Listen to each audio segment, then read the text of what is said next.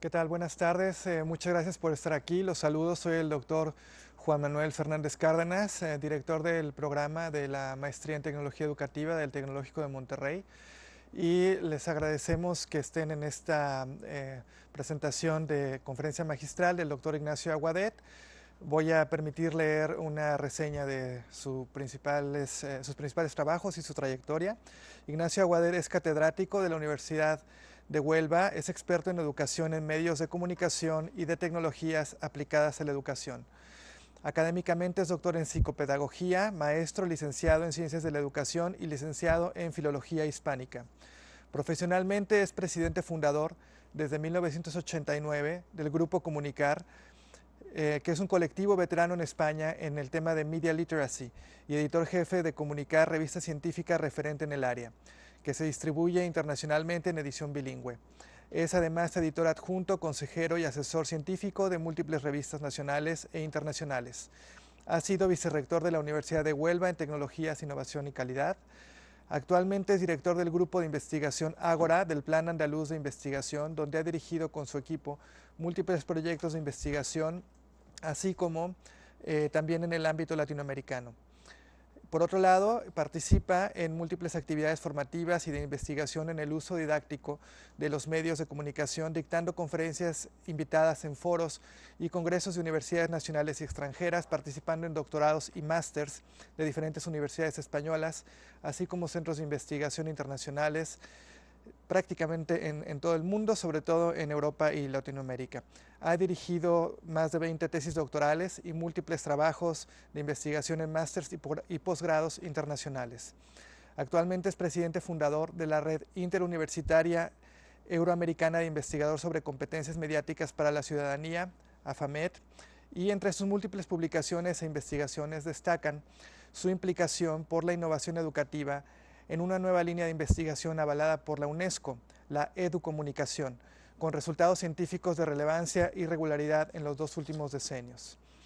El doctor Aguadet ha publicado más de 40 libros, más de 270 artículos, una docena de ellos siendo artículos de alto impacto, y bueno, pues es un gran académico. Nos sentimos muy honrados de tenerte aquí. Gracias por aceptar venir a México y por dictar esta conferencia.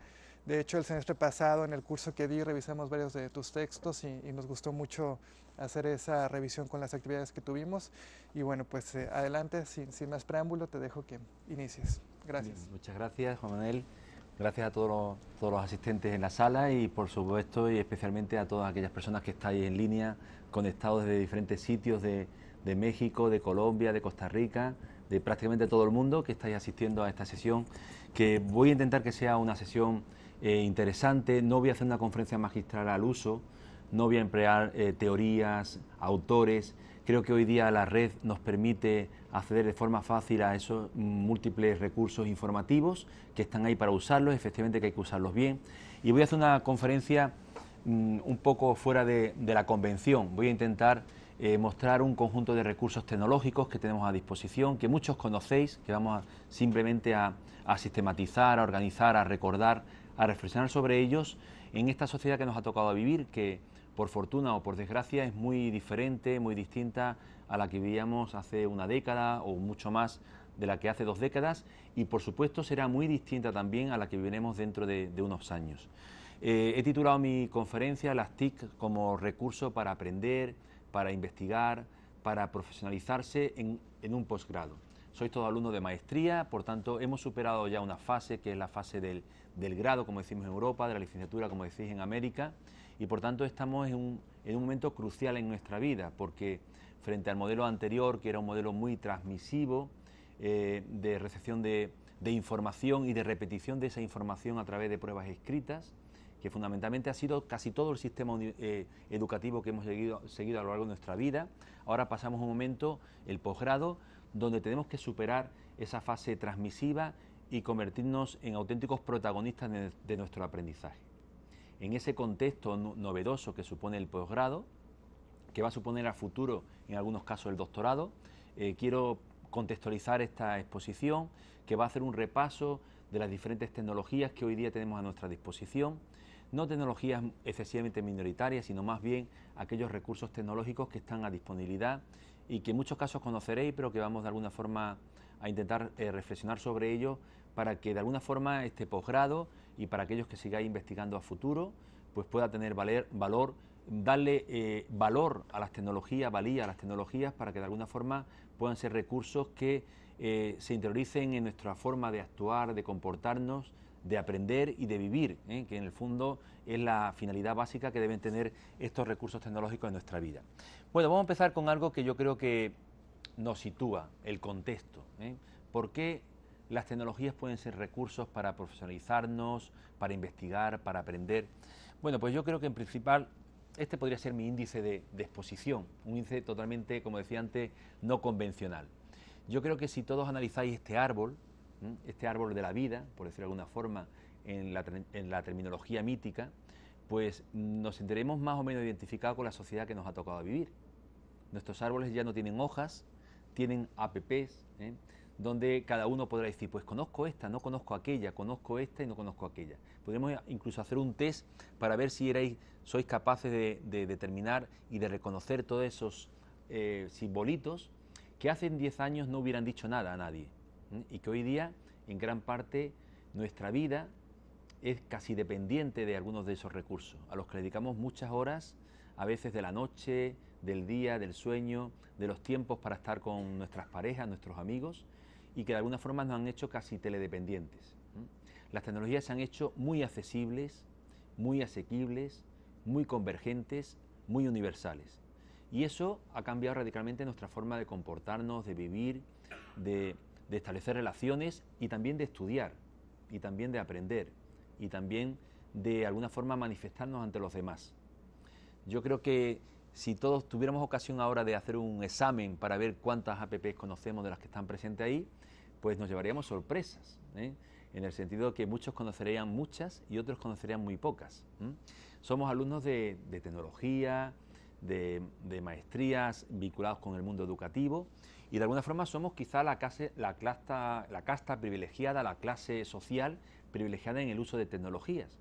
Pero nos podríamos plantear si como usuarios somos también conscientes y somos también usuarios críticos de estos recursos, ¿no?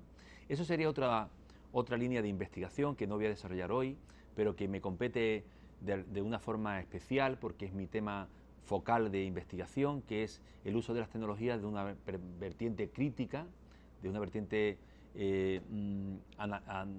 analítica, que nos permita ver cómo las tecnologías se integran en nuestras vidas y cómo de alguna forma somos capaces de responder de forma crítica, inteligente, activa, participativa a sus usos en nuestra vida. Hoy la línea que voy a seguir es una línea más vinculada con la tecnología educativa, no con la educomunicación, donde vamos a ver cómo estas tecnologías, siendo tecnologías omnipresentes en nuestra sociedad, de alguna forma también nos repercuten en nuestras formas de seguir el proceso educativo. Por tanto, sería más el uso de las tecnologías de una vertiente de recurso educativo, más que las tecnologías como objeto de estudio, que sería la vertiente educomunicativa, y que ya os he comentado que es justamente en estos momentos mi línea focal de investigación. En todo caso, las tecnologías son nuestro contexto. Quería incluso manifestarlo en nuestro contexto, no solamente porque, como decíamos antes, son omnipresentes, sino porque nos afectan en todos nuestros entornos de nuestra vida, también en la sociedad y por supuesto también en el aula, desde una perspectiva docente y también de una perspectiva discente. El alumno vive las tecnologías desde el momento que se hace dueño de esas tecnologías, posiblemente va a vivir un proceso educativo radicalmente distinto a si se esclaviza o de alguna forma se hipnotiza al uso de esas tecnologías. Bien, en esa línea quiero poneros 3 transparencias cómicas, porque creo que el humor es un elemento fundamental del ámbito educativo que se ha explotado poco, Bien, en este caso, no sé si veis bien el texto, sé que por las pantallas es más complicado, yo lo voy a leer para que de alguna forma lo podamos entender mejor. Es una profesora en clase que es observada desde el exterior, con un gran cristal. Los alumnos están muy atentos y en un momento dice: y es un poco incómodo, pero es la única forma de que los chicos presten algo de atención durante la clase. Bueno, la pantalla como elemento central de nuestras vidas, en nuestro tiempo de ocio, pero también en el aula. Realmente los chicos viven una situación un poco confusa en el mundo extraescolar, fuera del muro escolar, todo es pantallas, todo es audiovisual, mientras que en el mundo escolar casi todo es oral. Empleamos, todos reconocemos esas frases que dicen que las escuelas prácticamente no han cambiado del siglo XIX, las aulas son iguales, las mismas dimensiones, incluso en este espacio tecnológico que estamos desarrollando, pues seguimos manteniendo el estereotipo, o los clichés de un espacio donde un conjunto de personas escuchan, una solamente enseña, y enseña básicamente a través de su voz. Hemos cambiado el encerado, la pizarra, el pizarrón clásico por una pantalla audiovisual, pero simplemente como un complemento menor. Realmente sigue siendo la voz en la que transmite. Y eso no está mal, pero el problema es cuando se convierte en el único instrumento de transmisión del saber. Hoy día sabemos que el audiovisual, que el sonido, complementan gran parte todos nuestros modelos de transmisión, y que la voz al final solamente responde a un solo sentido, en todo caso a dos, a la vista y al oído, pero que se queda relativamente corto para muchos contenidos que seguimos transmitiendo de forma transmisiva con el modelo tradicional. Bien, un segundo ejemplo del uso de las tecnologías en el aula sería este. Hay dos chicos hablando y un profesor detrás enseñando. Para aquellos que no tengan mucha cultura clásica, Ataulfo, Sigerico, Walia son reyes godos del mundo peninsular, ¿no? Y hay un señor que dice, es un innovador, utiliza el PowerPoint para explicar los reyes godos. Y le contesta la chica con un sentido más crítico, es impresionante, no puede dejar de innovar. Realmente, en muchos casos, y vosotros como alumnos lo sabéis, hay profesores que hacen uso de las tecnologías con un modelo exclusivamente tradicional. O sea, las tecnologías no han aportado, no han sido un revulsivo para transformar los modelos de enseñanza, sino que realmente se han convertido en un trampolín, en un altavoz del modelo tradicional de enseñanza. Y en ese caso podemos ver muchas experiencias de televisión educativa que han ido en esa línea. Un profesor que enseña. A veces cuando nos planteamos por qué la televisión educativa no ha tenido éxito, justamente lo encontramos ahí, porque realmente simplemente ha sido un auxiliar menor en el modelo de enseñanza tradicional. Y por eso ahí hay mucha estrategia que realizar, porque al final lo que nos lleva a la conclusión es que los medios no son lo importante, sino que lo importante son las estrategias para conseguir objetivos. Cuando el medio se convierte en fin, tenemos un gran problema. La tecnología educativa no funciona. Bien, la última que vamos a poner en esta línea de contexto, aprender con TICs, desde el caos al cosmos. He puesto esta quizá un poco rimbombante en esta diapositiva. Vemos una nueva que dice, no sé si empezar un blog sobre webquests o una webquest sobre blogs, o mejor un blog sobre wikis. Ya está, un wiki sobre webquests. ¿Y qué tal una webquest sobre wikis? Vaya lío. Mientras me lo pienso, seguiré innovando con PowerPoint. Bueno, pues de alguna forma también recoge esa visión de que la tecnología, sobre todo los tecnofílicos, los enamorados de la tecnología, siempre han intentado traducir las tecnologías como elemento, como un boato, para adornar, para edulcorar el modelo tradicional de enseñanza. Realmente, aquellos que son tecnocríticos siempre han criticado ese modelo ilusionista, de intentar vender una nueva realidad simplemente cambiando la fachada. Y ese modelo ha estado muy asentado, y de alguna forma en muchos aulas, incluso ahora, en España se hizo recientemente un modelo que ha fracasado, entre otras cosas por la crisis económica y sobre todo porque el modelo no estuvo bien elaborado, de intentar bombardear las escuelas con ordenadores. Cuando se hace ese modelo 1-1, un equipo por un alumno, y se bombardea, nunca mejor dicho, todas las aulas se cambian los mobiliarios, y se transforma todo en equipos informáticos. Yo recuerdo un centro que había profesores que se pegaban por el único aula que había quedado sin ordenadores, porque la codicia era ya intentar conseguir una hora en ese aula donde los alumnos podían hablar sin pantallas por delante. Es un ejemplo claro y evidente de cómo a veces las tecnologías, cuando se emplean con un modelo clásico, no consiguen su fin, que es transformar e innovar el modelo educativo para conseguir una mayor eficacia y un mayor conocimiento. Bien, dicho esto, el contexto para aprender, vamos a de alguna forma enseñar cómo las tecnologías pueden ser una estrategia para el éxito, sobre todo pensando desde la perspectiva del alumno. Cómo podemos hacer el uso de un conjunto de tecnologías que bien empleadas nos pueden transformar nuestro modelo educativo. Digo siempre bien empleadas porque no el uso en sí garantiza la transformación, ni un mejor aprendizaje, ni una mejor enseñanza, sino que toda tecnología tiene una serie de características que potencian su eficacia y otro conjunto de características que lo que hacen hipnotizan el proceso. Entonces, en ese sentido, esta presentación que vamos a desarrollar ahora se va a centrar en este conjunto de elementos de las tecnologías para mejorar la estrategia de éxito en el aula, desde la perspectiva del alumno, porque nos van a permitir relacionarnos mejor, va a ser una vertiente que vamos a desarrollar, procesar mejor la información, investigar, que es un concepto fundamental en posgrado, no olvidemos, ya en posgrado no somos alumnos para reproducir, para ser meros reproductores de información. Tenemos que dar un paso más allá y tenemos que recrear la información y construir nueva información. Si hay una barrera entre la licenciatura y el posgrado, es justamente que el alumno de posgrado ya no repite meramente información, sino que tiene que procesarla, tiene que transformarla y tiene que incluso crear una nueva realidad. Bien, por otro lado, también las tecnologías pueden servir para trabajar, especialmente para trabajar de forma cooperativa, rompiendo fronteras temporales y espaciales, que a veces son muy importantes y que, por desgracia, a veces no hemos descubierto cómo romperlas, y las tecnologías pueden ser un instrumento fundamental. Y finalmente, cómo las tecnologías pueden ser estrategias para visibilizar nuestros productos. Si vamos a investigar y vamos a crear una nueva realidad, esa realidad tiene que difuminarse, tiene que visibilizarse, tiene que darse a conocer. Y las tecnologías van a generar un efecto boomerang que nos va a permitir que podamos incluso publicar en sitios que antes eran impensables, ¿no? Bien, esto sería un poco como el índice, ya serio, después de la primera parte, en donde vamos a centrarnos en los diferentes aspectos que vamos a trabajar en esta presentación.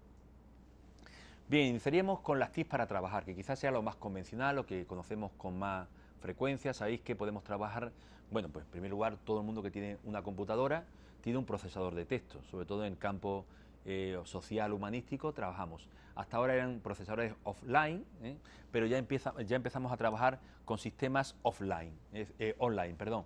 Por ejemplo, todos conocemos ya el Google Docs, que es una estrategia fantástica, o el Google Drive, que nos va a permitir trabajar de forma cooperativa con otras personas, incluso documentos abiertos, que nos permiten que podamos hacer un trabajo, gentes que estén en Costa Rica, que estén en Colombia y que estén en Monterrey, de forma simultánea, en abierto y con anotaciones apuntadas para cada caso.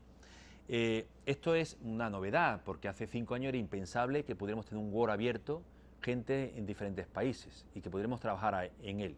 Antes que esto surgió los programas empaquetados, por ejemplo el Dropbox, que como sabéis nos permite intercambiar ficheros en un repositorio nube, pero con documentos cerrados, sin posibilidad, por tanto, de manipulación más allá de que yo me lo baje, lo modifique y lo vuelva a subir. Por tanto, esto es más antiguo, pero realmente son herramientas muy interesantes que debéis de explotar.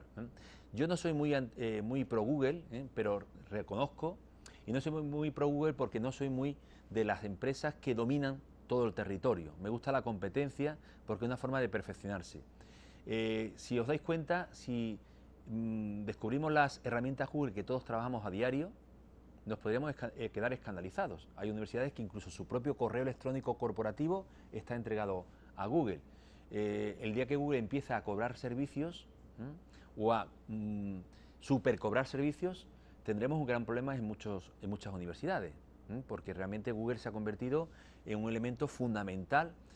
Hay que reconocer que desde su gratuidad ha tenido una implantación masiva y que nos hace unos servicios que nadie hoy día es capaz de ofertar, pero en todo caso sigue siendo una empresa comercial que hoy tiene pingües beneficios y que por tanto estamos liberados de hacer un pago directo, porque a través del pago indirecto de la publicidad se puede sostener, pero eso puede cambiar, y cuando no hay alternativa, pues podemos quedarnos en momentos de colapso si eso se produjera, ¿no? Entonces hay que tener siempre en cuenta estas cosas, porque cuando hacemos uso de las tecnologías tenemos que tener también una visión crítica de las tecnologías.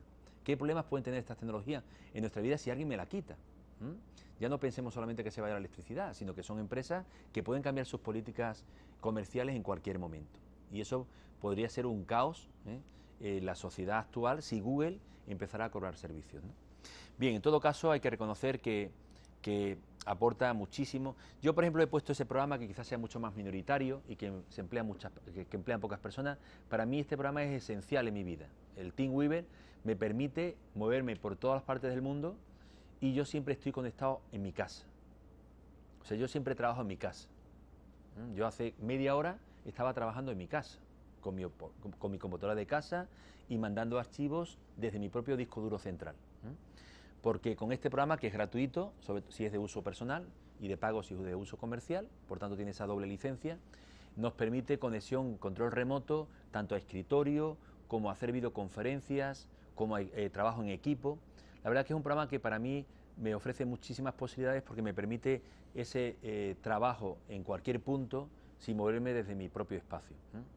Y bueno, pues el control de archivos, de imágenes, todo eso es infinitamente mejor que trabajar con servidores web, de webmail, otras estrategias que realmente pues no te permiten ese potencial de seguir trabajando desde tu propio nicho, ¿no? Es decir, estás fuera pero estás en tu nicho. Entonces para mí ese es un programa esencial.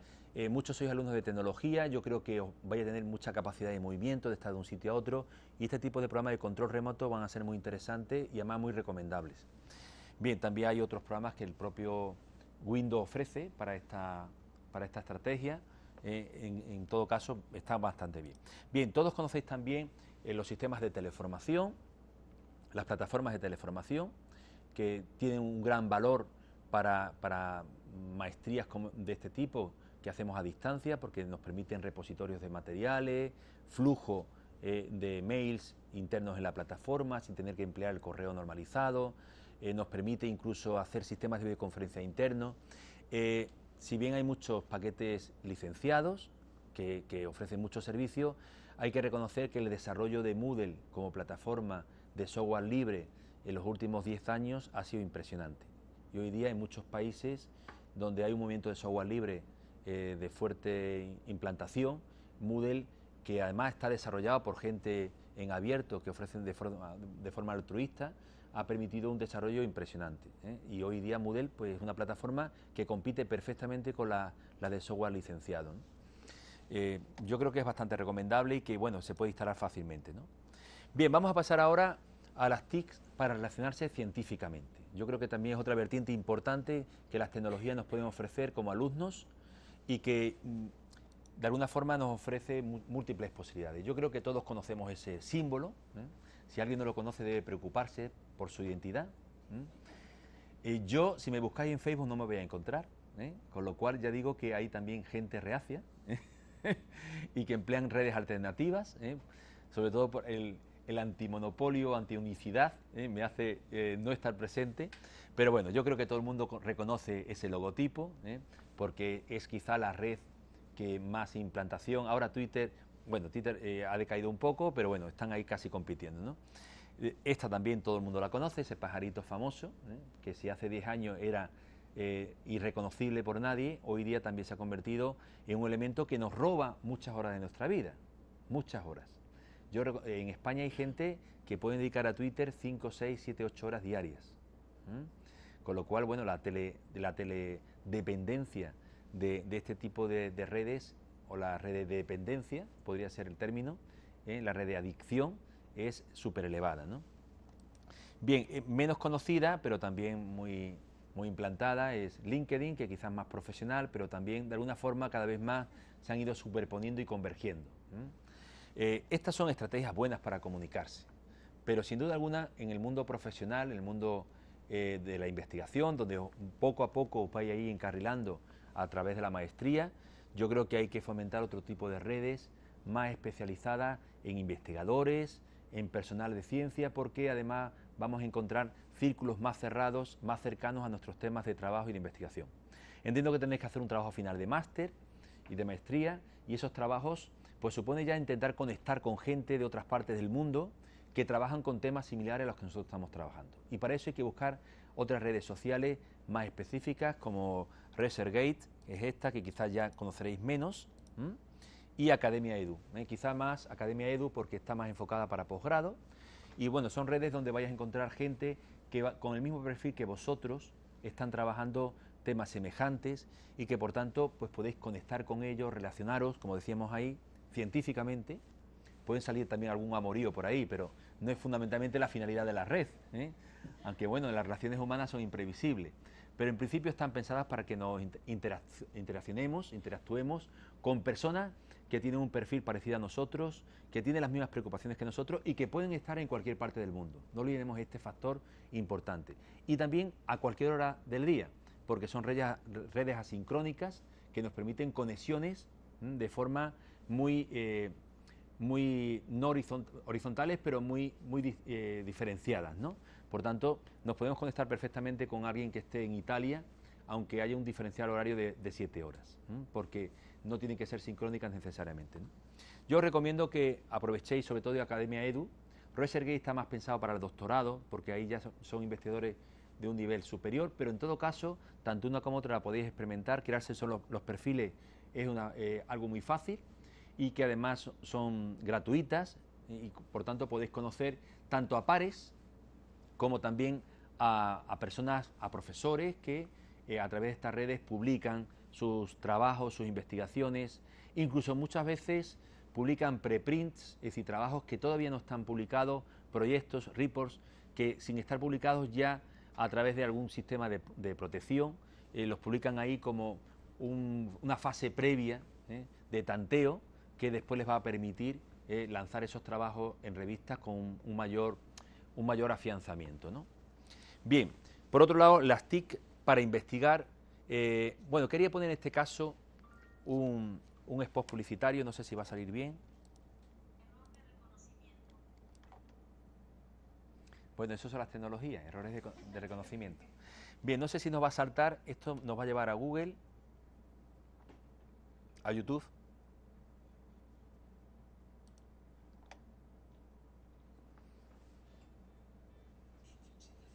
¿Y no se escucha? ¿Podemos poner el sonido?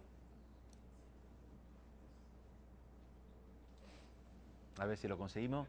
Bien, vamos a poner un vídeo ahora porque ahora vamos a hablar del acceso a la información y la idea es hablar de un fenómeno que se está produciendo, la infosicación. En lugar de hablar de la intoxicación, vamos a hablar de la infosicación. ¿Qué llamamos infosicación? Pues que hay un cúmulo de información tan grande que si no sabemos seleccionar nos vamos a encontrar con un problema de no escoger bien la información. Estamos pensando ahora en las TIC para investigar, para hacer trabajos, para acceder a la información y por tanto tenemos que saber escoger la información más prestigiosa, más valiosa. ¿Sí? ¿Podemos lanzar ya? No. Un segundito que estamos lanzando. Es un vídeo muy cortito, que es sugerente, realmente no es un vídeo informativo.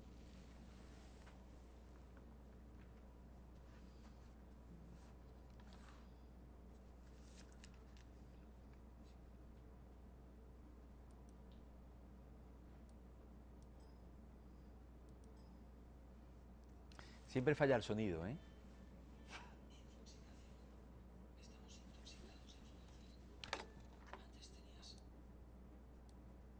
A ver aquí. Bueno, mientras tanto os comento que en esta fase de la infosicación, de lo que pretendemos es... ¿Sí? ¿Podemos probar? Ahora. Infoxicación. Estamos intoxicados de información. Antes tenías 5 amigos. Hoy tienes 500. La sal era blanca. Hoy es de colores y de sabores. Si tenías sed, bebías agua. Ahora puedes catar 100 aguas diferentes. ¿No te gusta tu nariz? Perfecto, elige otra. El color azul era azul, no cobalto, lavanda, lapislázuli o marisma. Ya no te casas para toda la vida, te pasas la vida casándote. ¿Un café o un trapuchino orgánico con leche de soja y sacarina glaseada? Body combat, Thai gym, spinning. ¿Hace alguien gimnasia? Infoxicación. Miles de opciones, millones de dudas. Suerte que aún hay decisiones que se toman solas.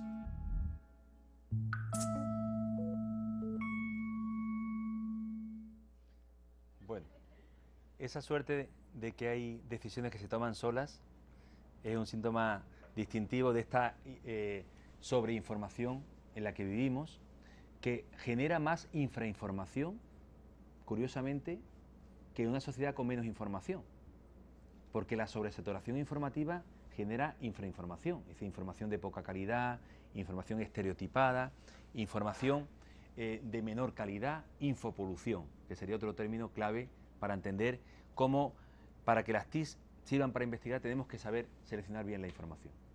Y esta es una clave fundamental para el éxito. Yo se lo he comentado muchas veces a los profesores, que solamente a la medida que seamos capaces de seleccionar revistas de calidad, libros de calidad, de visibilidad internacional, tendremos los componentes necesarios para hacer buenos trabajos de investigación. Bueno, en esta línea quería comentaros pues que hay portales de información científica que normalmente no habéis empleado en el grado o en la licenciatura, porque en esos casos la información fundamentalmente emana del profesor y de sus recomendaciones, pero en el posgrado ya el alumno tiene que empezar a ser autónomo en la selección de la información. Tiene que aprender a buscar aquella información valiosa que le va a permitir hacer un buen trabajo de investigación. Y en este sentido, pues trabajar con Scopus, que se llama la primera base de datos, y con la Web of Science, que se llama la segunda, son indicativos de trabajar con productos que recogen revistas de alto nivel y prestigio internacional.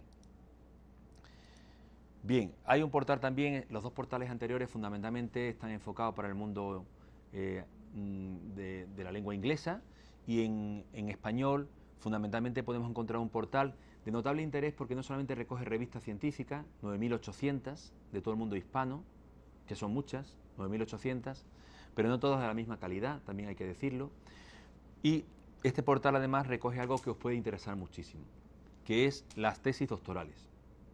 Es un portal que recoge aproximadamente 45.000 tesis doctorales, casi todas en español, de las universidades españolas y latinoamericanas que están asociadas con este repositorio institucional, y que nos permite encontrar información que nos puede servir bastante, tanto para elaborar nuestro trabajo final de maestría, como a futuro si nos enfocamos a un doctorado o a un estudio superior. Y por tanto yo recomiendo muchísimo el portal de Dialnet, porque claro, una tesis doctoral tiene un enfoque muy semejante a los trabajos que después tendremos que hacer, únicamente que nuestros trabajos serán mucho más empequeñecidos en muestras, en revisión literaria, pero en todo caso el enfoque o la estructura será muy semejante. Así que por tanto recordar que para portales de revista en inglés básicamente hay que trabajar con Scopus y con Web of Science, WOS, y para publicaciones en español, Dialnet, y en menor medida porque tiene menos información, pero también es bastante interesante y está ubicada en México, Redalic, que también es otro portal, otro repositorio de ciencia y literatura científica de Latinoamérica y el Caribe. Bien, por tanto, esto sería la información para acceder a la información. También os recomiendo otra estrategia fundamental para procesar la información. Una vez que tenemos la información de calidad, ya hoy no se presta ir con un pendrive para guardar la información. Hoy día trabajamos en la nube, y la nube nos permite que en cualquier puesto donde haya internet podremos tener acceso a nuestra información personalizada. Esos grandes portales que os he comentado nos permiten que una vez que nosotros hemos descubierto, hemos hallado un artículo o una publicación de interés, nos permiten que con un simple clic podemos volcarlo a un repositorio personal, que nos permite, en este caso, arrastrar no solamente todos los metadatos, título, abstracts, keywords, sino que también nos permite, en muchos casos, arrastrar el propio artículo o el propio objeto digital, con lo cual nos facilita muchísimo el trabajo de recopilación de los documentos que vamos a necesitar a la hora de poder procesar esa información en esta fase de la investigación en posgrado. Bien, ResWord, hay otros portales, otros repositorios, estos se llaman gestores bibliográficos, es el término científico que se emplea. Hay varios, fundamentalmente los más reconocidos son ResWord, Mendeley, COSIS y EndNote. EndNote es del portal Thomson Reuters Lo que pasa que la mayoría, quizá creo que el único gratuito es Mendeley, que es el que os recomiendo emplear, porque Mendeley además funciona como red social, ¿eh? Y haría las veces a Academia Edu que hemos visto antes. Y por tanto, bueno, ahí podemos conocer gente, subir nuestros materiales, exportar nuestras referencias, ¿eh? En el formato que nos pidan en la maestría, da igual que nos pidan Vancouver o MLA, o el formato APA, todos esos modelos son reconvertibles fácilmente. Incluso si se sube una versión y aparece APA 7, inmediatamente cualquiera de estos gestores subirán la nueva versión y con un solo clic tendremos todas las referencias, sean 200 o 500 o 1000, reconvertidas al formato sin tener que pensar si hay que poner una coma, un punto o un punto y coma, que a veces atormenta y tortura a más de un investigador porque realmente les tiene dificultades de fijación de algo que son aspectos formales menores, pero que un investigador, y vosotros estáis iniciando al mundo de la investigación, tiene que cuidar, porque quien no cuida la forma, finalmente difícilmente va a cuidar el contenido, ¿eh? Entonces un investigador tiene que ser muy riguroso, y cuando yo os hablo a vosotros como alumnos de posgrado, os estoy hablando ya como investigadores, ¿eh? Porque sois investigadores noveles que estáis iniciando vuestra fase, pero que ese trabajo de maestría que vais a hacer va a ser vuestra primera prueba de fuego de hacer un trabajo original y distinto a lo que habéis hecho hasta ahora en los estudios universitarios. Bien, otra vertiente interesantísima desde mi punto de vista es las TIC para comunicarse, en este caso para videocomunicarse. Yo creo que casi todos conocéis ese logotipo, ¿verdad? Porque es un logotipo, no sé, no os escucho, me gustaría interactuar, pero realmente creo que casi todos conocéis ese logotipo, es el logotipo de Skype, que hoy día se ha convertido en un elemento fundamental de comunicación, porque nos permite pues vincularnos con gente que están a sitios muy distintos de donde estamos nosotros, ¿eh? Entonces, en ese sentido, yo os invito a que alumnos de Costa Rica, de Colombia, de México, podéis relacionaros a través de esta tecnología que no solamente está pensada con un uso familiar, sino que también puede tener un uso educativo importante para romper la frontera del tiempo, al menos, del espacio, al menos esa la podemos romper. Estas son herramientas sincrónicas y por tanto nos exigen presencia física. Hay otra herramienta que es menos conocida, pero porque ha salido más tarde, pero bueno, responde a un grande de la comunicación y por tanto será muy fácilmente reconocible. Es el Hangout, que también es de Google, y por tanto la verdad es que Hangout funciona muy bien, funciona con el correo Gmail y da una magnífica calidad de imagen. En todo caso, estas dos herramientas son herramientas que tienen limitaciones en cuanto que no están pensadas para el uso docente. Son herramientas bidireccionales, pensadas especialmente para un tú a tú, ¿eh? Es verdad que Skype ya permite y también Hangouts, que están compitiendo entre ellas, ya permiten multiconferencias entre varias personas, pero difícilmente a mí cuando un profesor me dice que emplea estas herramientas para un aula, me resisto a pensar que esto tenga juego suficiente, porque son herramientas muy horizontales, donde no hay capacidad de que el profesor pueda controlar los ritmos. Para comunicar a los alumnos me parece que son herramientas fantásticas, con muchas posibilidades. Nosotros habitualmente empleamos otra herramienta que es esta, que quizás sea menos conocida, pero que es del paquete Adobe, y por tanto, bueno, Adobe sabéis que es un multinacional de referencia para vídeo, para edición, que se llama Connect y que tiene la ventaja de que sí que ofrece muchas estrategias propias de una enseñanza presencial. Es un sistema de web videoconferencia, no hay que instalar nada, y que funciona también con pocos requerimientos técnicos y de banda, con lo cual alumnos que tengan pocos recursos de banda, porque estén en zonas alejadas, pues quizás no puedan llegar a la sección vídeo, pero pueden perfectamente chatear y hablar, con lo cual, y el vídeo es fácil, incluso con resoluciones de banda ancha reducida se puede conseguir. La verdad es que es una herramienta bastante interesante que nos permite pues conexiones múltiples y donde el rol del profesor se mantiene siempre inmune. Es decir, el profesor es el que controla el aula, es el que da vídeo, el que resta vídeo. En todo caso, esta imagen no es de Adobe Connect. Esta imagen creo que sí, es de Adobe Connect, pero es de dispositivos móviles, porque hay una versión especial para iPads y para tabletas. Bien, las TIC para publicarte, Las TIC también pueden ser un recurso fundamental para producir conocimiento.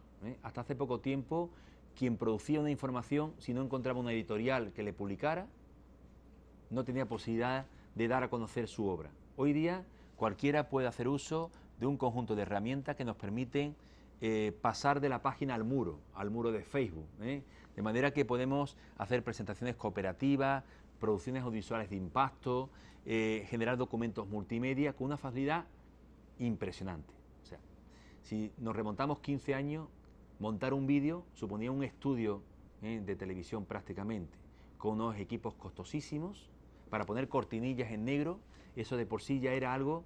Hoy día podemos montar un vídeo con un celular. O sea, el cambio ha sido abismal, abismal. Y una pequeña videocámara te puede producir una resolución de 4K. Eso era impensable hace muy poco tiempo. O sea, las tecnologías se están acercando en calidad y también son más asequibles en precio y por tanto nos permiten hacer cosas que hasta hace poco tiempo eran impensables.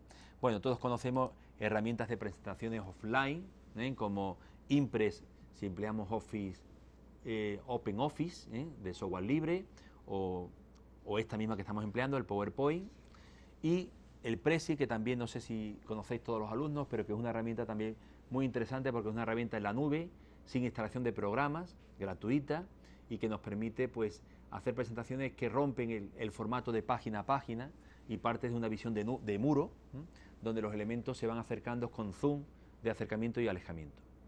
Tiene ciertos problemas de efectismo, que es demasiado sensacionalista, pero también es verdad que para algunas representaciones audiovisuales es un recurso mucho más interesante que el PowerPoint porque no va página a página.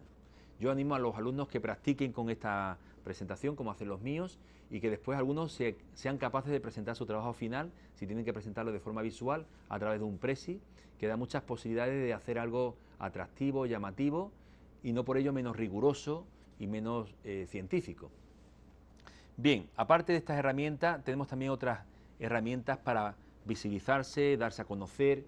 Por ejemplo, no sé si conocéis el Calameo, que es más infantil, y el ISU, que es más profesional, que finalmente lo que nos permiten es convertir recursos estáticos en dinámicos, PDFs estáticos en dinámicos.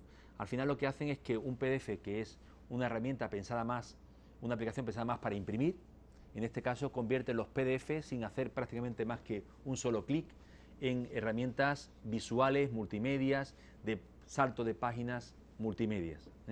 Son herramientas gratuitas también que podéis perfectamente bajaros de la red, instalarlo y por ejemplo quien sea un escritor o un poeta puede perfectamente publicar su libro de poemas a través de esta vía, sin necesidad de pedir permiso a nadie, más allá de hacer algún registro, una patente o una propiedad intelectual que le permita preservar la información como información propia, porque eso también tenemos que tener cuidado. En la red parece que todo es de todo, se diluye el sentido de la propiedad. Volvemos a la Edad Media, donde las construcciones eran construcciones anónimas y colectivas. Entonces, en este sentido, tenemos que preservar también nuestras propiedades, ¿no? Y si tenemos un poemario, bueno, pues muy bien, primero lo registramos y después lo publicamos, lo autopublicamos a través de estas vías que son muy sencillas. Bien, por tanto sería una ciencia compartida sin filtrajes, pero también con las limitaciones que tiene el no filtraje, que nos vamos a encontrar productos de alta calidad, pero también productos de muy baja calidad. Todos nos podemos convertir, por tanto, en autoeditores.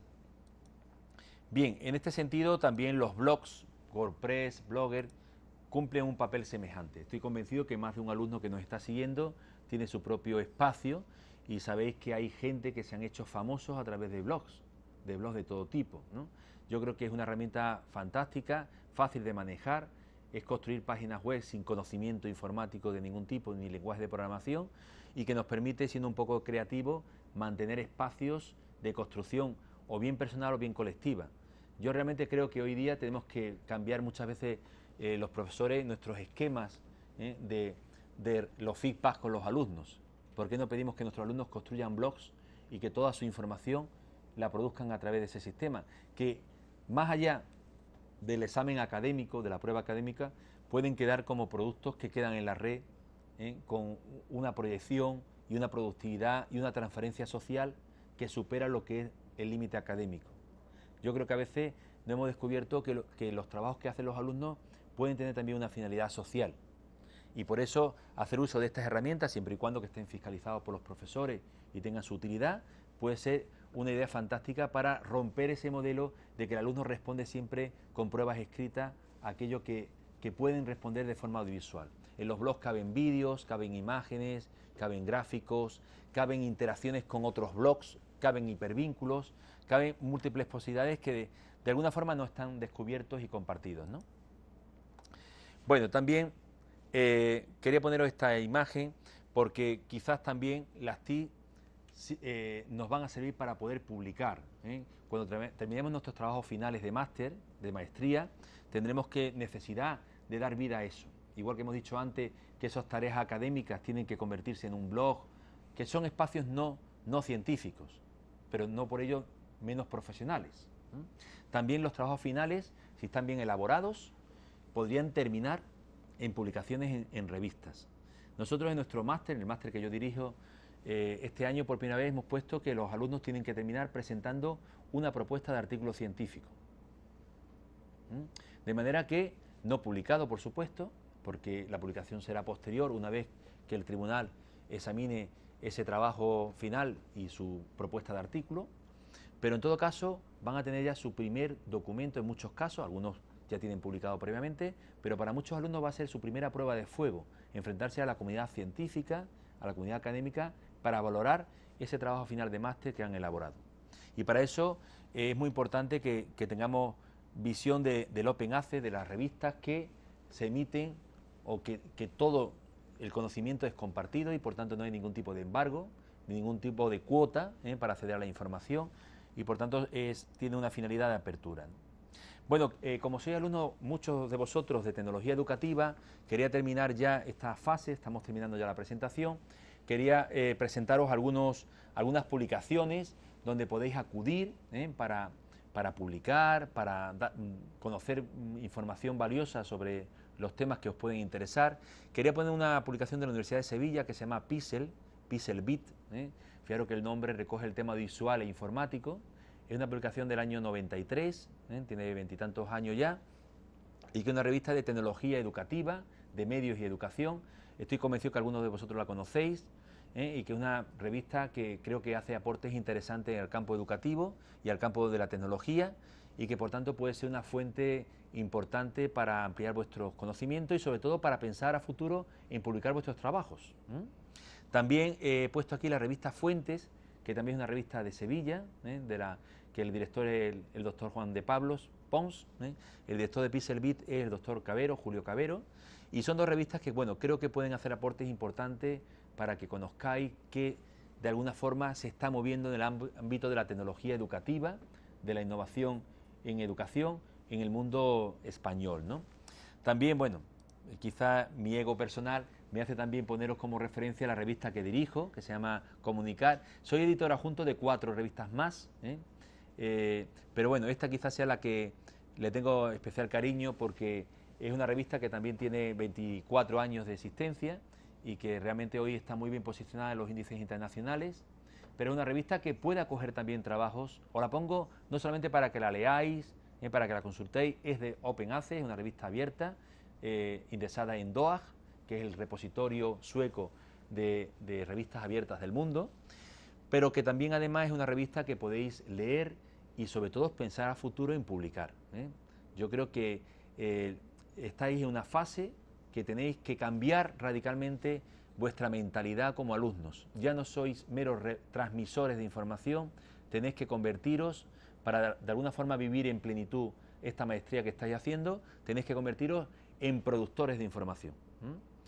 Va a ser vuestra primera oportunidad para demostrar que podéis hacer algún aporte interesante, original, genuino, a la comunidad profesional, no solamente a la comunidad científica, porque no es a la que os dirigís, pero sí también a la comunidad de profesores, de educadores, de profesionales que de alguna forma trabajan en los campos cercanos y afines a los que vosotros estáis trabajando. Bien. Por tanto, haciendo una síntesis de lo que hemos estado hablando, como sumario final de lo que hemos dicho, las TIC en posgrados pueden servir para acceder a la información, y ahí tendremos que ser muy cautos para no caer en la infopolución, que nos amenaza, porque el gran problema hoy día no es tener poca información, sino tener mucha. Las TIC también nos pueden servir para sistematizar, para procesar la información de una manera mucho más fácil, más ágil, más mecánica, de forma que en ese procesamiento perdamos poco tiempo. Lo importante no es procesar la información, lo importante es construir información valiosa. Entonces, si perdemos mucho tiempo en poner la coma de la bibliografía, porque no sabemos si va a un punto o una coma, vamos a perder un tiempo que puede ser glorioso para dedicarlo a lo que es el procesamiento de la información, al pensamiento en sí de lo que queremos aportar como investigadores noveles. Las TIC también han transformado nuestras formas de publicar. Podemos acceder a múltiples fuentes de información, pero también podemos publicar en múltiples fuentes de información, incluso autopublicar. Si bien la autopublicación es algo menos valioso, porque no tiene filtros, que cuando intentamos publicar en revistas de cierto impacto, porque ahí sí que tenemos que superar un conjunto de tapones que nos impiden publicar si lo que ofrecemos no tiene un cierto nivel de calidad. Y las TIC también tienen que ser una estrategia fundamental para visibilizarnos, porque a la medida que seamos capaces de transmitir información de cierta calidad, tendremos que también estar obligados y ser responsables de darla a conocer a la comunidad profesional, a las personas cercanas y también a la comunidad científica.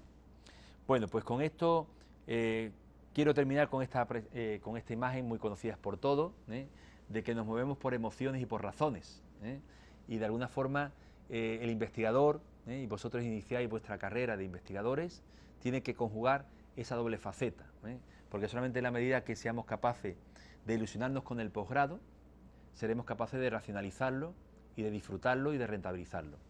La última es que hay que trabajar en colaboración, porque justamente esa colaboración compartida es la clave para entender la sociedad y para de alguna forma ser buenos profesionales.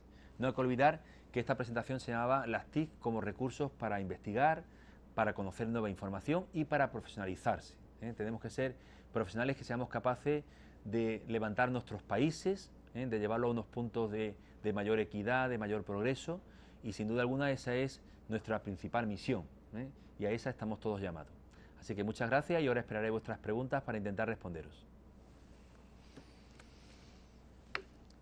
Tenemos aquí el micrófono, no sé si ya lo prendieron allá en la sala.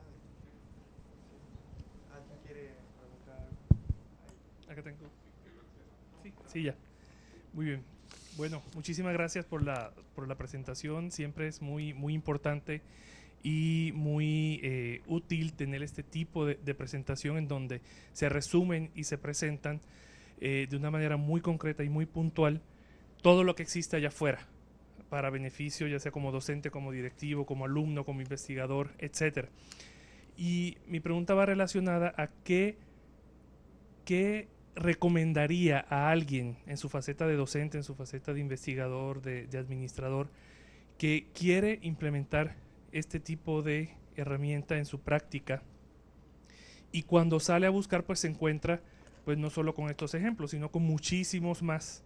¿Qué criterios, qué indicadores tiene uno que tener presente al momento de querer identificar la una o algunas de estas herramientas que quiera incorporar? Bien, es una magnífica pregunta, de difícil respuesta, con lo cual acorralar de alguna forma al profesor, pero bueno, el profesor intentará salir porque esa es la finalidad también de la interacción. Bien, yo creo que vivimos en una sociedad con múltiples cambios. Ningún profesor sabe qué puede ocurrir dentro de 5 años en la docencia, ni cómo van a ir derivando las universidades. Tenemos ciertas luces, pero finalmente todos son tanteos. O sea, yo creo que el tanteo es la mejor estrategia del aprendizaje. Por supuesto, un tanteo guiado y un tanteo asumible. En todo caso, lo que tú planteas es algo que se llama científicamente competencias digitales. Desgraciadamente yo creo que hoy día en la sociedad hay pocas competencias digitales. Las personas no tienen capacidades desarrolladas de una forma sistemática y organizada para poderse enfrentar a las tecnologías de una forma inteligente. No solamente en el espacio educativo, también ocurre en el espacio hogar, en el espacio de interacciones con los compañeros, con los amigos, esa imagen frecuente de dos enamorados sentados en una mesa romántico y los dos conectados con el móvil, es ya un tópico que todos vemos, ¿no? y que cada día es más frecuente. Yo recuerdo que cuando empezaron los celulares a principios del siglo XXI, los últimos años del siglo XX, cuando alguien iba con un celular hablando por la calle, la gente se paraba a mirarlo como un ser extraterrestre y además la gente pensaba que hablar con el celular en la calle era de mala educación, como falta de respeto. Entonces, bueno, fijaros cómo los hábitos han ido cambiando. Yo creo que nos faltan mucho competencias digitales, es algo que se puede aprender también, porque al final falta mucha reflexión sobre el uso de las tecnologías en los diferentes espacios de nuestra vida y cómo de alguna forma hacer un uso inteligente de las mismas, ¿no? Entonces, en ese sentido, yo creo que estas maestrías de tecnología pueden ser fundamentales para hacer esos procesos de reflexión y esos procesos de formación y de capacitación de las diferentes audiencias. Yo creo que los proyectos que tenéis que hacer vosotros tienen un valor de transferibilidad social mucho más elevados que cualquier otra maestría en el mundo educativo. Es decir, nosotros estamos llamados a formar a las personas de todas las capas sociales para que hagan un uso inteligente de los medios y de las tecnologías. Y eso se llama competencias digitales, pero es un término que está todavía en proceso de construcción. Y que en todo caso, yo creo que más que marco teórico, lo que necesita es implementación. Y ahí, bueno, pues vuestros trabajos de investigación, vuestras primeras aproximaciones al mundo de la investigación van a tener un papel esencial para que seáis capaces de hacer programas formativos, programas de capacitación en entornos rurales, en entornos indígenas, donde quizá la necesidad es mayor, porque fijaros que los celulares, igual que los televisores, llegan a cualquier espacio donde haya un punto eléctrico, antes que incluso la bombilla o la lámpara. Y por tanto, esa capacidad de penetración que tienen estas nuevas tecnologías nos tiene que hacer un llamado para entender cómo somos capaces de transformar todas esas posibilidades infinitas que tienen los medios, pero posibilidades infinitas en un sentido positivo y negativo. O sea, yo creo que los medios pueden ser una estrategia perfecta de transformación y de redención social, pero al mismo tiempo pueden ser una estrategia de perversión y de hipnotización de la sociedad. Entonces, crear ciudadanía es hacer un uso inteligente, activo, participativo de los recursos tecnológicos. Y para eso hace falta formación. Y tenéis que tener presente que los docentes que tenemos hoy día en las escuelas, que enseñan a nuestros chicos y nuestras chicas, en muchos casos no tienen formación. Se sienten impotentes. Y la impotencia genera la tecnofobia. La tecnofobia es simplemente una reacción frontal a la tecnología. ¿Cuántos maestros? O sea, yo conozco muchísimas escuelas de España donde, normalmente de carácter religioso, pero también públicas, donde cuando pillan a un niño con un celular, se lo quitan durante una semana. Claro, al final está reforzando ese uso. O sea, al final el celular se convierte en algo más mítico, y como son adolescentes, en muchos casos buscan las vueltas para ver dónde tienen. Ahora se van a los baños no a contarse historietas gráficas o historietas visuales, sino a hablar por teléfono. Entonces, esta es una realidad que está ahí y a la que hay que enfrentarse con profesionales que sean capaces de formar a la ciudadanía. Ahí yo creo que es el gran reto que tenemos, porque quizás no encontremos un campo de investigación con tanta necesidad social como este. O sea, fijaros que las tecnologías llegan a cualquier punto. Si nos metemos en la selva, la vamos a encontrar también. La vamos a encontrar. Pero, ¿a quién le han enseñado a utilizar de forma inteligente un celular? Cuando hoy día un celular es un instrumento que no es un teléfono. Un celular es vídeo, música, conexión visual, conexión sonora, cine, comunicación vía mails, redes sociales. O sea, hoy un celular encierra en sí todo lo que es un instrumento de comunicación. El otro día leía que la estrategia de geoestacionamiento, de geolocalización, empezaron en la guerra de Irak, o sea, hace 20 años, y eran estrategias ultra avanzadas del ejército de los Estados Unidos, que eran secretas, controladas por la CIA, para localizar los puntos en Irak. Han pasado 20 años. Hoy día tenemos la geolocalización todos en nuestro celular. Si no la desestimamos, cualquiera puede saber dónde yo estoy en este momento. Entonces, fijaros cómo en poco tiempo la tecnología se transforma de un instrumento de alto nivel secreto a una tecnología totalmente popular. Bueno, entonces en ese sentido yo creo que la palabra clave a tu pregunta es competencias digitales. Y ahí vuestra responsabilidad como futuros profesionales de la tecnología educativa es mayúscula, porque sin duda alguna nadie mejor que vosotros vais a estar cualificados para la formación de los maestros, de los profesores de secundaria, de los profesores de universidad, de las familias, de las personas mayores. No nos olvidemos que muchas veces las personas mayores hacen todavía un uso más hipnotizado, más compulsivo de estas tecnologías y por tanto más necesidad tienen de que alguien les enseñe a reflexionar los procesos de aprendizaje con las mismas y de hacer un uso que les sirva en su vida de forma positiva. Decíamos, las tecnologías, sintetizando ya, pueden ser un instrumento de salvación, pero pueden ser también un instrumento de perdición.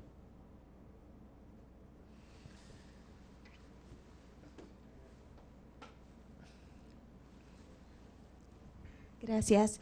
Ignacio, muchísimas gracias por esta charla, estas ideas que nos estás dando. Esta mañana también nos compartías a los profesores del Tecnológico de Monterrey, a los estudiantes doctorales, un curso sobre redacción científica.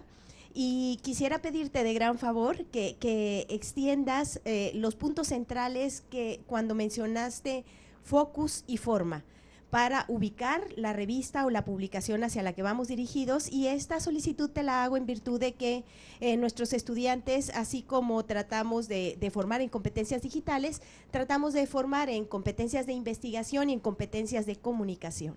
Y entonces estos puntos centrales te pido de favor que extiendas las ideas para toda nuestra comunidad educativa.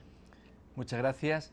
Bien, pues justamente en este curso de redacción científica que esta mañana impartíamos para profesores y doctorandos, insistíamos mucho en la importancia de que cuando alguien investiga tiene que difundir eso en publicaciones. No se puede, uno cuando hace un trabajo doctoral no puede quedarse ante un tribunal y defenderlo exclusivamente ahí, porque ese múltiple sacrificio en horas, en dedicación que ha hecho a hacer ese trabajo, no puede tener simplemente una sanción académica, tiene que tener una sanción universal, de la gente que puedan emplear eso para construir una mejor ciencia, para hacer un mundo mejor, que en el fondo cuando investigamos deberíamos investigar siempre con temas, es decir, la primera pregunta de investigación, ¿esto para qué sirve? ¿Yo qué voy a aportar? Porque si no nos planteamos esto, podemos hacer investigaciones vanas, huecas, vacías, y es una pena dedicar un año de tu vida, o 2 años, o 3 años, a hacer un estudio que después no sirve nada más que para conseguir una calificación académica. Yo creo que no merece la pena. O sea, cuando uno se ilusiona en un proyecto es porque hace algo que va a tener valor en su vida, que va a tener valor de la gente que está alrededor. Yo, por ejemplo, en mi tesis doctoral hice una investigación para enseñar a los niños a utilizar la televisión. Realmente fue súper productivo porque yo di múltiples conferencias, escribí muchísimos libros y realmente me sentía gratificado porque después del múltiple esfuerzo que hice, yo vi que lo que yo había escrito servía para mucha gente. Entonces la investigación tiene valor cuando tiene practicidad. Lo que decía Marisol, yo creo que es muy interesante. Cuando alguien hace una investigación tiene que intentar visibilizarla. Y esa visualización pasa fundamentalmente por intentar publicar o un manual o especialmente un artículo. En vuestra maestría me parece fantástico lo de las competencias comunicativas y las competencias para investigación. Entonces, en ese sentido, sería muy interesante que intentaréis publicar lo que hagáis en una publicación científica. Pero ¿qué ocurre? Que mucha gente no hace lo más importante, que es antes de publicar en una publicación científica, uno tiene que leer esa publicación, tiene que familiarizarse con esa publicación. Yo os estoy invitando a que leáis esas revistas que yo he puesto ahí, de ámbitos, de Pixelbit, de comunicar, que leáis, que os inscribáis, que recibáis alertas, porque esa va a ser la mejor fórmula para que cuando queráis publicar ahí, estéis familiarizados con la publicación, sepáis cuáles son los temas de interés, las betas. Y ahí hay 2 puntos fundamentales que normalmente generan fracaso. Ya lo decía Marisol, mucha gente manda trabajos de investigación a una revista sin haber primero leído su normativa y saber el tema central de esa revista. Si tú intentas publicar en una revista de historia un trabajo de química, necesariamente te lo van a rechazar sin leer, porque ese no es el focus, no es el tema central de esa publicación. Las revistas académicas y las revistas científicas siempre tienen un focus especializado. Difícilmente os encontréis una revista que ponga revistas de ciencias sociales, humanidades y medicina. Si os la encontráis, descartadla, porque esa revista posiblemente sea una revista falsa, ¿de acuerdo? Una revista que esté construida para ganancia personal del editor. Siempre tenéis que buscar revistas que tengan un focus centralizado. Y por otro lado, otro aspecto fundamental es igual que cuando hacéis el trabajo final de maestría, tenéis que responder a unos parámetros de número de páginas, de márgenes, de extensiones, que son efectivamente parámetros formales y que no tienen un valor especial más allá de intentar estandarizar y de que juegues con los mismos criterios que los compañeros. Porque claro, si uno intenta publicar un trabajo con 100 páginas y otro con 1000, pues evidentemente no juegan a lo mismo. Entonces, por eso las normas son muy importantes. Las publicaciones científicas de un cierto prestigio son muy escrupulosos con las normas, porque esas normas de alguna forma marcan pues el rigor, como decíamos antes, el escrúpulo científico que tiene el investigador. Si tú no eres cuidadoso con los formatos, difícilmente lo va a ser en la metodología o en el análisis de resultados o en las gráficas que elabores. Por tanto, es un indicativo que a veces conlleva a rechazos sin necesidad.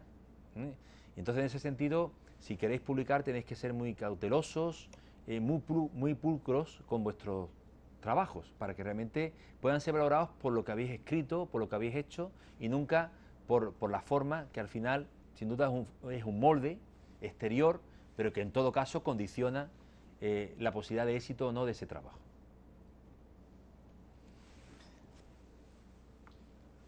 ¿Sí? Juan Manuel. Sí, yo tenía una pregunta en relación a la mención de la postura crítica con respecto a estos temas de comunicación educativa. Y ahora que también hablabas sobre tu tesis doctoral, sobre cómo enseñar a los niños a utilizar la televisión, ¿sigue vigente esto en tu agenda de cómo crear una postura crítica hacia los medios, y ahora que los medios son tan diferentes a la televisión, pues cómo hacer para trabajar con ello? Y sobre todo, bueno, quizá esa parte de la pregunta se parezca a lo que ya dijo José Antonio, pero más que nada estoy interesado en el tema del poder. Si hablamos de pedagogía crítica, viene pegado el tema del poder, y mi pregunta es si explícitamente atiendes este tipo de temas cuando enseñas o cuando investigas sobre medios y con tus diferentes audiencias. Gracias, Juan Manuel. Es una buena pregunta porque me permite hablar un poco de mi tema de investigación. Normalmente, todo investigador debe tener un tema central de investigación. Puede tener temas laterales, que los complementen, le den y que vayan cambiando en el tiempo, porque al final la investigación tiene que ir adaptándose a los nuevos parámetros, a las nuevas necesidades sociales. Efectivamente, cuando yo hice mi tesis doctoral, sí existía Internet, pero era un uso muy anecdótico y, por tanto, prácticamente no era algo investigable todavía en ese momento, ¿no?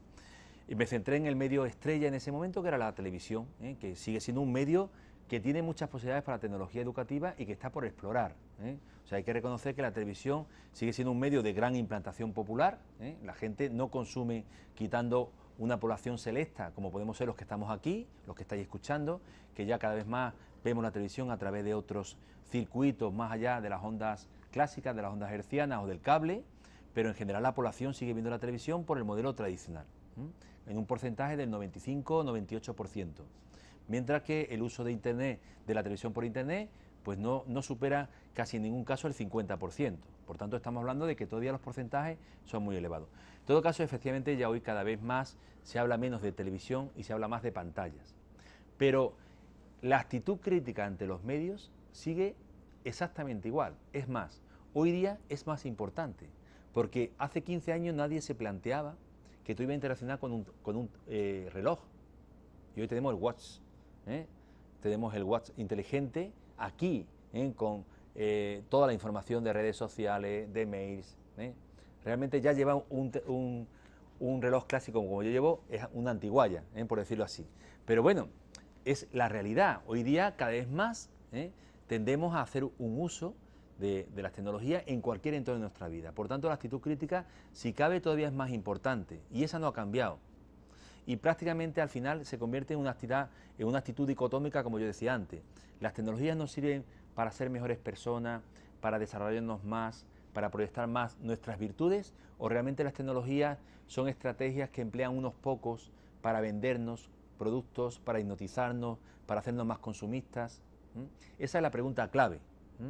Y yo creo que ahí es donde justamente nosotros centramos, yo sigo centrando mi investigación, y la competencia, hablamos de competencia mediática, no de competencia digital, porque para nosotros la competencia digital está más centrada en el medio en sí, y en cambio la competencia mediática es más de las personas en sí. No nos interesa tanto los medios, sino las audiencias, la capacidad de las personas de reaccionar de una forma crítica y activa ante lo que supone esa catarata audiovisual, digital, interactiva y multimedia que a diario tenemos, ¿no?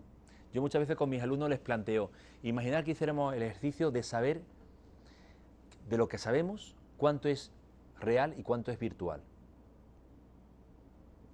Nos quedaremos sorprendidos. Nuestra experiencia presencial cada vez se va acortando más y cada día más es virtual. Porque las tecnologías nos han hecho que conozcamos, es decir, si planteáramos cuánta gente hemos estado en Moscú, veríamos que muy pocas. Pero todos, si yo dijera, dibujarme algo de Moscú, todos seríamos capaces de dibujar. Casi todo lo mismo. Porque además lo mediático genera clichés y estereotipos con una facilidad impresionante. Con lo cual casi todos pintaríamos la Plaza Roja, casi seguro. Y pocos pintaríamos el Museo de San Petersburgo, que es, por cierto, mucho más bonito que la Plaza Roja. O sea, fijaros cómo funcionamos con estereotipos, y por eso la importancia de esa actitud crítica, que yo creo que también para el tecnólogo educativo es fundamental, porque esa visión de superar la tecnofobia y la tecnofilia solamente puede ser desde la tecnocrítica, de una actitud que intenta extraer lo positivo de los medios, que es mucho, y al mismo tiempo desterrar todos aquellos elementos de proyección de las banalidades humanas que también están presentes en los medios, porque en el fondo los medios, como decía McLuhan, son una proyección de las personas. Y también, como decía McLuhan, los medios no solamente son mensajes, sino también son masajes. Nos masajean permanentemente, nos hacen dúctiles y nos reconducen. O sea, ¿vosotros pensáis que existiría la pizza o el pantalón vaquero sin la televisión? Sería imposible. ¿O la Coca-Cola?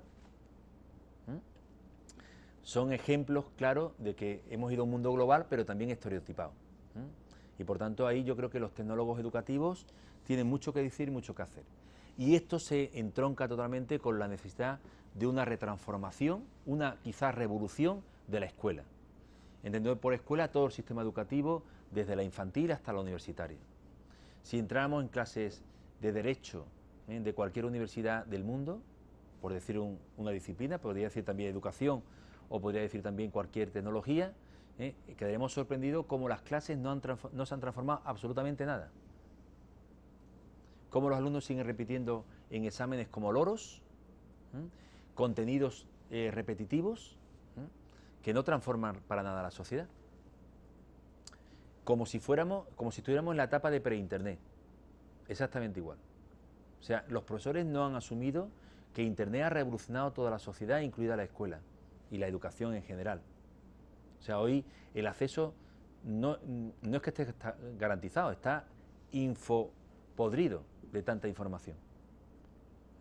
Y hoy día no falta información, lo que falta es capacidad selectiva de información y de aprovechamiento en positivo de esa información en nuestra vida. Yo creo que esa es la clave, y a la medida que seamos capaces de descubrirlo y de los sistemas educativos transformarse, pues iremos hacia un mundo mejor. Si no, las grandes multinacionales seguirán triunfando. Porque al final esto todo se traduce en una cuestión monetaria en el mundo, ¿no? Es decir, los grandes poderes, que siempre suelen estar concentrados geográficamente, son los que de alguna forma marcan los ritmos de consumo, si no acercar a los centros comerciales, y ya lo vemos perfectamente, ¿no? O a los cines. ¿Cuántas películas vemos argentinas en los cines mexicanos? ¿Y cuántas norteamericanas? Y en Argentina se hace un buen cine. Y en España también. Pero los canales son los que son. Entonces ahí tenemos, yo creo que un gran reto y unas grandes posibilidades, pero realmente hace falta, como yo digo muchas veces, batallones de expertos en tecnología educativa que sean capaces de hacer tomar conciencia de esto, primero a través de la investigación, porque falta mucha investigación. Este campo está virgen, y por tanto nadie puede decir que no va a encontrar un nicho de crecimiento en tecnología educativa, porque todo ha cambiado en 5 años. Smartphone. ¿Quién tenía un smartphone hace 8 años? Nadie. ¿Quién tenía una tablet hace 10 años? Nadie. Nadie. O sea, son tecnologías que nos han transformado la vida y ninguna tiene más de una década. O sea, las posibilidades de investigación son tremendas. Yo ahora tengo presentado un proyecto I+D, que es lo más elevado en investigación en España, con investigadores de 32 universidades, son 65 investigadores, y lo que vamos a hacer es una investigación en 13 países sobre el consumo de los smartphones por adolescentes, jóvenes y profesores. Porque creemos que eso tendría que transformar la enseñanza, pero no la está transformando. Entonces, ¿qué podemos ofrecer? Pues hacer un análisis en profundidad de qué usos se están haciendo y cómo de alguna forma ofrecer pistas, pautas, propuestas para que hagamos un mejor uso de estas tecnologías. Entonces, bueno, todavía no está aprobado, espero que me lo aprueben, pero realmente los investigadores también tenemos que estar sometidos a procesos selectivos. Si mi proyecto es peor que otros, pues entiendo que me lo tienen que denegar. Y tendremos que mejorar el proyecto para que la siguiente convocatoria nos lo aprueben. O sea que también los profesores nos examinamos de otra forma distinta, a través de proyectos, a través de artículos, pero en todo caso nuestra formación también es selectiva. Y tenemos que estar sometidos, porque es la única forma de ir aprendiendo. Es decir, lo que yo he volcado en ese proyecto, que lo hemos hecho muy bien porque hemos trabajado cooperativamente gente de 20 universidades, y eso es complicado, pero también ahí hemos demostrado la capacidad de cooperación, de uso de las tecnologías. Nosotros empleamos mucho las videoconferencias, empleamos mucho el Google Drive, empleamos mucho el RefWord. Todas esas herramientas que yo os he enseñado ahí son herramientas que están introyectadas en nuestra vida personal, y que hacemos uso porque es una forma de comunicarnos. Y nos permite, porque estemos gente de países muy distintos, estamos italianos, portugueses, brasileños, argentinos, mexicanos, y trabajamos de forma cooperativa, de una forma bastante... Bueno, quizá cuando nos vemos lo que queremos es irnos a tomar tequila. No se nos apetece trabajar, porque ya el trabajo lo hemos hecho en las plataformas.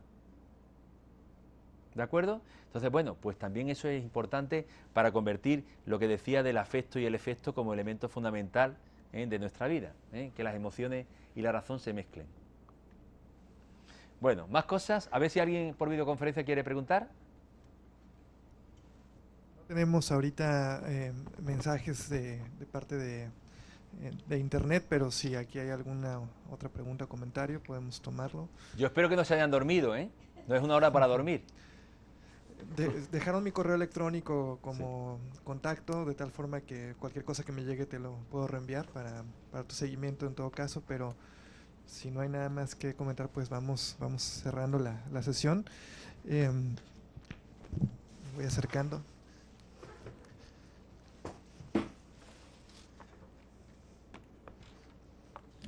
Pues muchísimas gracias por compartirnos toda esta plática. Tengo una constancia para ti por esta conferencia, no la voy a leer porque en esencia es agradeciendo el título de tu conferencia y un regalo de parte del TEC para ti. Esperemos que te guste.